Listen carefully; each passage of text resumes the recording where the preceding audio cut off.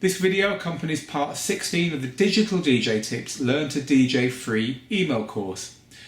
If you haven't already signed up for the 50-part course, then do so now at digitaldjtips.com/join. So this week we're looking at how to rip your music to digital. So you have come to digital DJing, but I bet you've got some music knocking around that you haven't got on your computer. So depending on what format that music's in, it decides how we're going to rip it into your iTunes and into your computer and onto your hard drive so that you can DJ with it. So let's start with the easiest really, which is CDs. With CDs, you just pop them into your CD drive on your computer and iTunes will recognize it. It will even look up the CD and fill in all the information. If you haven't, if you've got a CD which is kind of well known, you know, it won't look up your mixed CD from 1994 that you did with a load of underground tracks. But if you've got something that's been released, then it will look up the artist info and the title and even the cover and add all those for you.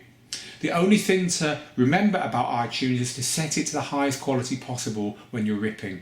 If you decide to rip to AAC, which is iTunes' preferred format, then set it to 256 kbps or kilobits per second. If you decide to rip to MP3, which of course we've all heard of MP3s, then set it to 320 kbps.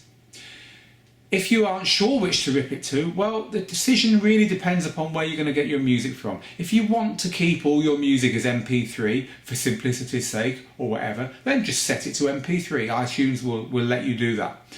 If you're going to be buying music from the iTunes store alongside, say, Beatport and other places, then iTunes is only going to sell you music in the AAC format anyway, so you might as well just rip it to AAC. The only slight difference practically between the two formats is that MP3 has a kind of unofficial key column where if you use software such as Mixed in Key or Key Finder, which will analyze the musical key of your music for you, that's where it'll add that tag into the key column. Now AACs don't have a key column, so you have to tell your ripping software to add it to the comment column or something like that, which isn't quite as elegant a solution.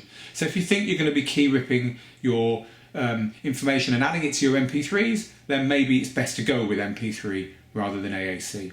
So that's CDs, no problem. What about vinyl? You might have a whole stack of old vinyl knocking around, these real cherished 12 inches from your days of collecting music or even DJing with music on good old record decks. So how do you rip vinyl? Well, you need to plug your equipment into your computer and rip it to special software. You can't rip it straight to iTunes. There's a program that's completely free called Audacity. I recommend you grab that, and you can use that to record whatever input you have plugged into your computer. So now we have to get the signal from your record deck into your computer, and here there's another hurdle to jump. And the reason is you can't just plug your record deck into the line in on your computer because the output from the record deck is too quiet.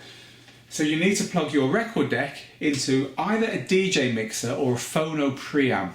Now any DJ mixer will do because all mixers like this have got record deck inputs on the back. So you plug it into the record deck input, you feed it through a channel, and then you plug the output of this into your computer. Set the levels so they're as high as possible without being into the red, and then input it into your computer, hit record on Audacity, and you're off.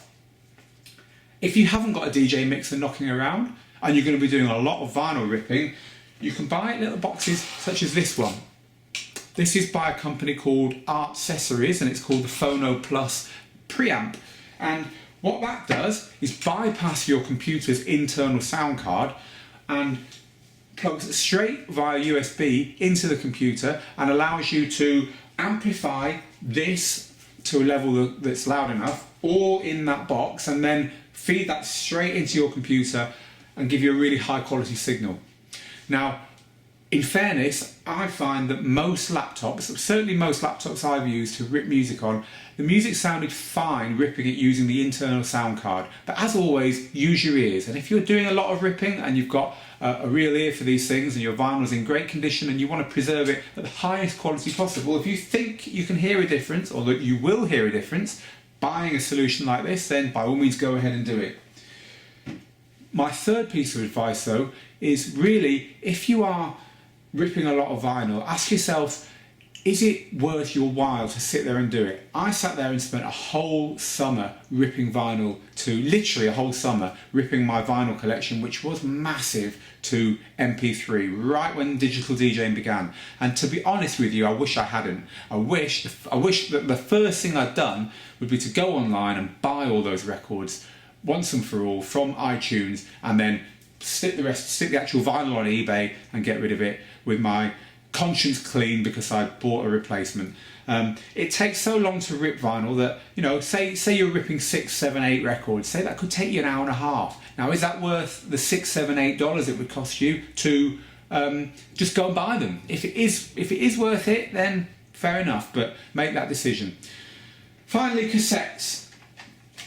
If you've got a load of old mixes on cassette, as I have a whole drawer full of mixes that I did on the radio in the 90s and the 2000s on cassette here, and you want to preserve them, then I really recommend doing that. It's a great thing to do. Just rip them straight to Audacity in the same way that I've mentioned, although you don't actually need to go through a mixer or even a phono preamp, because both of these solutions aren't necessary, because your cassette deck will output a signal which is loud enough to go straight into your laptop. So just find a lead that will plug your cassette deck into the laptop's record input, and then hit record on Audacity like before, record the whole thing, and then I recommend uploading it to something like Mixcloud or Mixcrate and just having a digital collection of your old mixtapes. And that's something I keep promising myself I'm going to get around to doing, just ripping one a day until I've got this like 200 cassettes down here all up there forever, so that they're preserved and they don't degrade anymore, because some of these have been sat in my